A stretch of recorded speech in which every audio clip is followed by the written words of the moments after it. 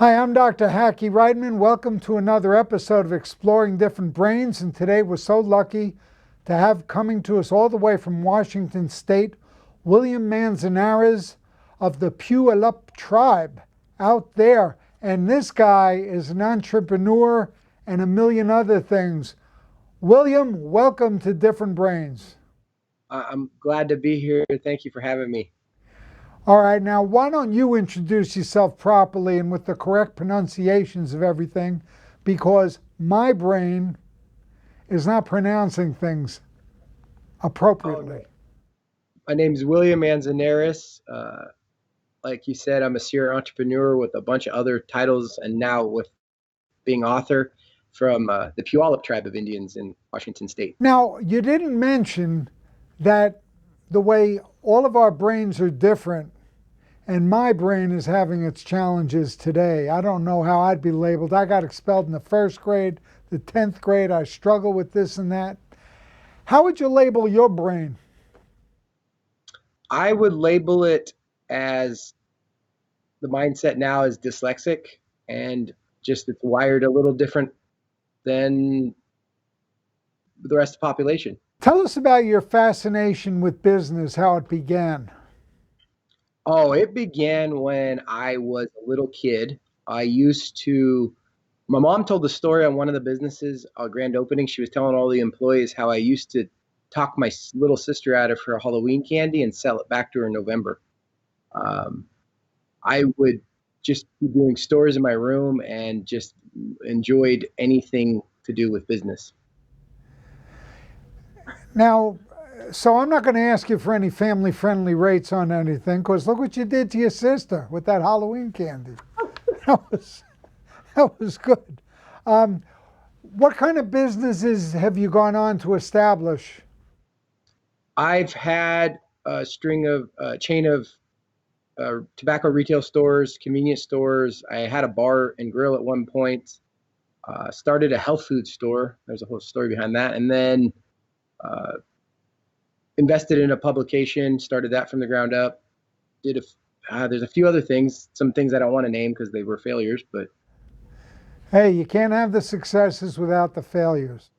Exactly. They used to say in boxing, you judge a champion by what he does when he gets off the canvas. So you've had a lot of different things. Tell us your attitude and how dyslexia has played into everything you do. Well, trying to find answers. I became more of an avid reader about 5 years ago, digesting audiobook after audiobook. And I was doing some research on the topic, and I started finding more answers to what I always saw as my own little workarounds. And so dyslexia to me has been my secret weapon in all my business. I'm able to see things that others can't or won't be able to. I just don't know how to explain it to those who don't have that way of thinking. Is I can see around corners. I can see things before they happen. It gives me a really good gauge to talk to people and kind of feel their, I've heard it as energy, but I guess empathy. I can feel other people's positions of where they're at if I'm working with them. I can see things from their perspectives. I believe that's a great advantage in business. Now, give our audience, see, because what we're about here is positive tools that can help. Like the book I wrote is Asper Tools for Asperger's and Autism. Tell us some of the tools that those of us who might have trouble reading in the audience, or dyslexia or whatever we call it, what are some of the tools that have helped you along the way, your workarounds? First of all, if you have in the business world, if you have to write any email, I 100% use Grammarly with the Google Chrome add-on. It helps suggest words, and it autocorrects. It's way better than if you're at my age, you'll remember spell checks when they first came out. They didn't really work. I use Grammarly on a daily basis. When it comes to reading, I use Audible and audiobooks. I think if you haven't ever tried an audiobook, you have to try it if you're dyslexic. There is some traits with dyslexia. Not everyone has this, but if some of your listeners do, try listening to an audiobook on a higher speed. I'm able to personally digest books at 3.5 times the speed of what anyone else that doesn't have it can't listen at that speed. I believe that's an amazing workaround or advantage. And then dictation software and using your phone and just talking in your phone has been, as technology's advanced, I'm seeing it not as a problem as I would have when I was in grade school. Wow, very interesting. We interviewed a professional author, Lisa Wood Shapiro, who confessed that Grammarly has just saved her. Just a big advocate of it. I've been afraid to try it myself, and I don't know, I'm not sure why. I think I'm afraid of all the data, them having access to it, but I don't know how it works. I mean, when I use my Gmail, I use it. I don't use it for every. I mean, there was a step. I was in a gig once where I had to use Microsoft, and then I copied and pasted back to Grammarly because I was such a crutch of using Gmail. I I would recommend anyone just trying it. You can always get rid of it, but once you've tried it, I don't see a world without it. Well, I'm going to give it a try. As soon as we get off this interview, I'm going to give it a shot. Tell us the state of neurodiversity or different brains within your tribe. When you come, and I can speak more broadly than individuals in my tribe, when you come from historical trauma, as if anyone doesn't understand the story of how the United States government over time would take tribes' land away and then move them around, it messed with the whole family dynamic. And I would say there's a group of people who have historical trauma. And I believe that has the root cause of any other issue that if you think of a Native American and you hear something negative, I would say that would be any of the issues would be based on that. So when I say different brains, I say it that from the first side, but then from every other side, you have so many people from different walks of life coming together as one with a united purpose of culture and maintaining our sovereignty. What about the tools they'll give someone, like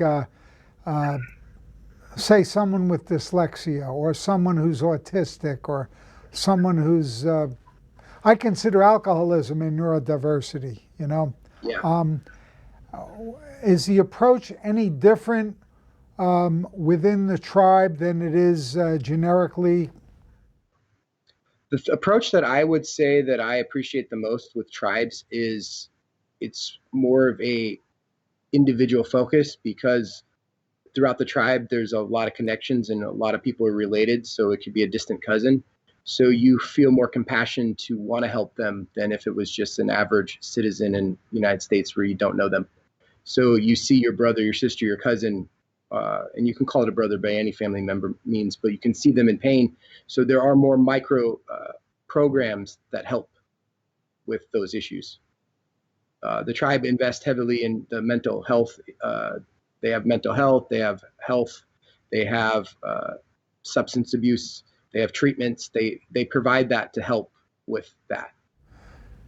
Now, does your tribe have casinos out there? Yes. Okay. All right, great. What advice would you have for our audience who are thinking of becoming serial entrepreneurs? You know, when I was younger, I used to think anyone could be an entrepreneur. My first advice is don't be afraid to fail. If you're scared to fail before you started, then you're not in the right mind frame. It's okay to fail. You're going to fail at some things. You're not going to be perfect. I would say just get out there and do it. Just get out there and do it. Yep. It's like we tell a writer, just write. In surgery, we would say, see one, do one, teach one. But you're not gonna learn surgery just reading about it. You got to do it. And I think it's the same thing in business. What's the biggest single thing you think might be a misconception about dyslexia from your point of view? There's the biggest single thing. I have to pause for a second because I've seen so many. I believe the biggest single thing is that you see words backwards. That's not, there's a stigma that it's people should know they have dyslexia because you see words backwards. But um, What are some of the other things you think are misconceptions? that you're stupid or that you can't read. It's not even a perspective of reading or phonetic reading or any aspect of dyslexia is one trait that can go bad uh, in school where you might be dyslexic. But I've seen people who say people can't read are 100%. They just think it's synonymous with dyslexia, that's a big misconception. Yeah, I remember when I interviewed Matthew Schneps as a professor at MIT and Harvard, I started introducing him and he interrupted me. And he said, Hacky, thanks for the nice interruption, but I want to straighten you out on something. I said, what is it? He said, you said I'm doing all these things despite my dyslexia, and I'm telling you I'm doing it precisely because of my dyslexia. And as you pointed out in the beginning of the interview, you see things a different way, in many instances, sometimes better than your average bear. Could you expound on some of the ways it's helped you? So when you listen to traits that I would ask your readers to read if they're dyslexic or think someone in their life's dyslexic, the dyslexic advantage or the gift of dyslexia, and there's a few others that will pop up if you start reading those books, you start seeing it as a gift instead of a hindrance. And that's where I started reframing it and saying, wait a minute, I can work around a problem. Or spatial awareness, like I haven't really ever got lost in my life, and I realized I could see the streets and know how to connect and get back to where I started. One story that always to try to brag about it the most was back-to-back trips to Europe and Korea, and I kind of wandered off. Let's be honest, I just totally wandered off, and I was able to find my way back to the starting point in a foreign country, not knowing the language. And I used to brag about that just being some cool story. And then I read more about dyslexia and I was like, oh, yeah, that was dyslexia. If that example started where I read about a small child who found his way through a maze when the parents were astonished of how he did it. I said, oh, I've done that. I got lost in a foreign country. That's pretty cool. It's kind of like if you're blind and you turn the lights out, then you got the advantage over everybody else. Yes. And I feel that the spatial awareness is the advantage. And what's disheartening is if you go on different social media groups and people are a part of these dyslexic groups, there's people who ask the question, what is the biggest advantage or what are some advantages? And what hurts the most is seeing all the people say nothing. I don't even know if that's their own mindset, but what really excites me is seeing the people saying similar things that I've been saying today. And I've noticed a lot of other outspoken dyslexics have the same similar traits of positive thinking when it comes to some of what society would see as a disadvantage. And from your point of view, because I know, different brains, we try to stay friends with everybody. And as you know, with social media now, it's getting harder and harder. For instance, if I introduce you as a serial entrepreneur who happens to have dyslexia versus someone with dyslexia who's a serial entrepreneur, depending which way I say that, 50% are going to like it and 50% are going to hate it either way.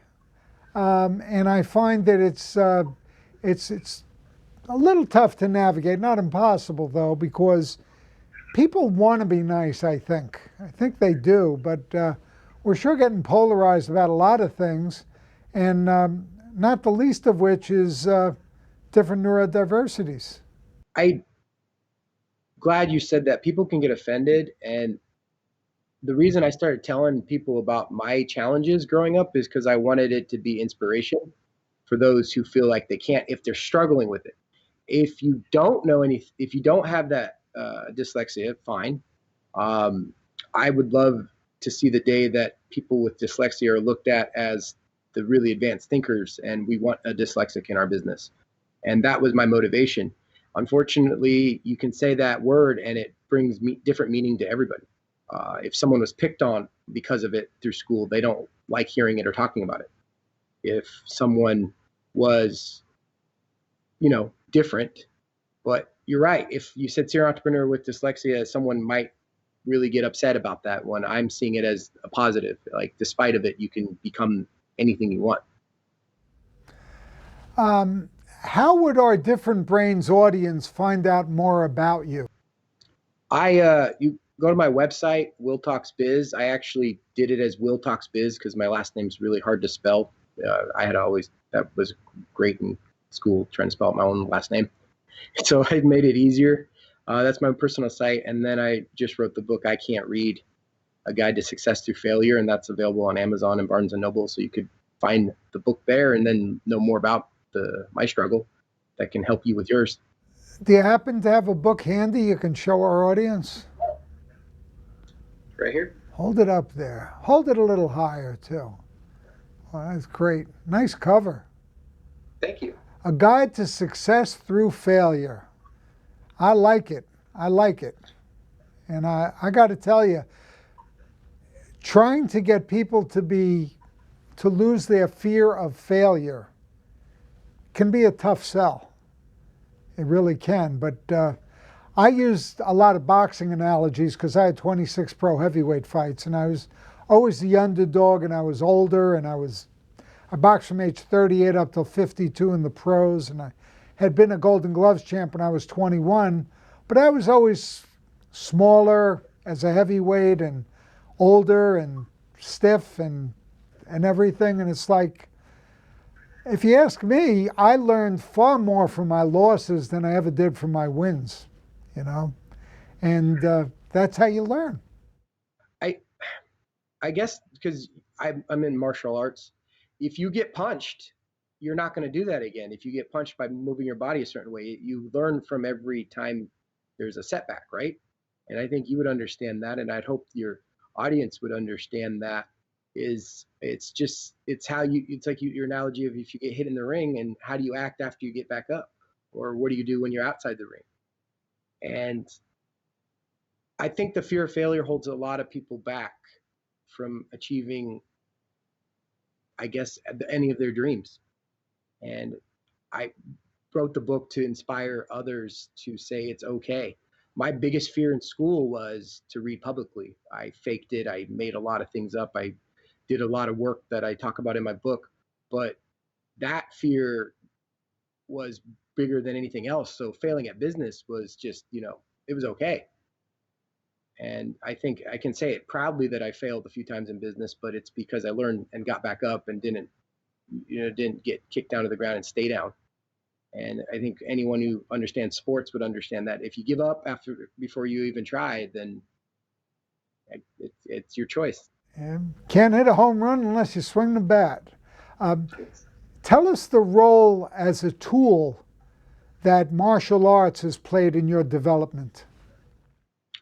It was an amazing role. It builds confidence. When I decided to do that, my father had passed away, and I was trying new things with my life, and I wanted to I created a bucket list and said, I'm doing stuff. Tomorrow's not promised. And martial arts was something I always wanted to do, and I got into it. I didn't know I was going to get to the black belt level. I just was doing it, trying to lose weight. And as I was over the years, it built confidence. And I realized when you know how to handle a situation, you're going to be more confident and more diligent and more observant when you're walking around. I mean, it built so much confidence, though. I started wandering off in a foreign country, so I don't know if that was confidence or arrogance. But I was glad I was dyslexic to find my way back. But with the confidence, that's where I'd say it helped. It was never going to go into to say who can I beat up. It was how can I better myself and learn what to do, and if a situation goes bad. Through that, though, it was the hour drive to go to my hapkido classes that I learned about Audible and started just digesting. So not only I was training my body, I was training my brain at the same time and curing boredom on the road. So it was a vital part of my whole life turnaround. How cool. How cool. You know, and that's also an example where you just described as utilizing your time in the car without being distracting from your driving and safety to read books by listening to them. And that's another example of efficiency in your life. Oh yeah, if you have any of your listeners getting on a plane, the most you have like 20 minutes of even waiting for the board, you can be listening to a book. I was getting obsessed with it there for a while, listening to every possible moment I could. Uh, if Now there's some people who say listening's not for them, but I think everyone should try listening to a book at least once so they can see how they digest it. But it's all the inefficient times in your day that you could be training your brain to learn something different. Yeah. You know, and it's sometimes when I talk to audiences and I say, look, if we all have different brains, so if someone's deaf and you're a teacher, what are you going to holler at them for? And if someone's blind, why are you going to write on the blackboard? And if you're having trouble reading while you're trying to better your tools at reading, listen to an audio. But why not use tools? And I'm glad you used that word that I don't hear used that often, workarounds. I like that word because that trained your brain and wired your brain to the most valuable thing that companies look for today is people who can solve problems. You know, it's like, I can solve that problem. I can figure it out. It's just another problem. I think with workarounds, I've seen it as uh, when you're hitting an obstacle in business, and I think that's why the entrepreneur aspect is a great uh, word for someone who has dyslexia who wants to find a workaround. Is I didn't want to get a traditional job, so I had this fear of traditional jobs, or how am I going to read? How am I going to do all this? So I found a workaround by creating my own job, creating my own companies, and hiring people to do the task that I couldn't do. And that was the first workaround. But over time, I called them workarounds because if I'm facing a challenge, I find a workaround or I find a solution. And I think everyone's brain does that. I mean, you would see that, right? When there's damage to the brain, our brains are amazing wiring that can find a way to solve any problem. Yes, if we ask the brain to work. And I think that's the key. I think sometimes we kind of quit, you know, we just veg out and your brain doesn't rewire and you know, you're just stagnant. And I think a person like you with your personality and your brain, that's just a given. You're going to figure it out. Your wires are always going to be working at something. And that's great. Is there anything we haven't touched on that you'd like to cover? Yes. One thing I really want to think that's important to why I believe reading can unlock different parts of your brain, even if you're dyslexic brain or whatever brain, is when I was looking through, I loved history enough to really just pay attention to it. And I noticed the greatest leaders in history were all readers. And I believe that everyone should be reading despite any disadvantage they have. And there's so many workarounds with today's technologies that you can read. Listening to audiobooks is reading. And anyone who ever debated me on that, I said, do you want to talk to my friend who's a legally blind copy editor? She reads 3 books a week through audio. So yeah, well, that's my workaround with that one. But reading can unlock more. And if a guy who identified, like myself, who identified, or if you identify with not being able to read or I can't read, you're right. But find a way around it, find a workaround and start reading, because it changes something in your brain when you can unlock more and more books. I'm a different person than I was 5 years ago. I completely changed and became a positive version of myself, the version I wanted to be through a lot of reading. Um, I want listeners to pick up a book, and what really frustrates me the most is I struggled my whole life to become a reader, and those who can read without a problem, never had a problem with reading, haven't picked up a book in a long time. I would hope people could pick up a book and just start reading to help understand the joy, the feelings that I feel, I want others to feel that, even if you have identified not being able to read. That's where I really want to leave any listeners. Pick up a book. Well, that's great advice. Great advice. And you've inspired me to go home and read more now, too. Well, William Manzanares, thank you so much for being with us here on this episode of Exploring Different Brains. We hope you'll come back real soon. Thanks for having me. I'd love to. Looking forward to it.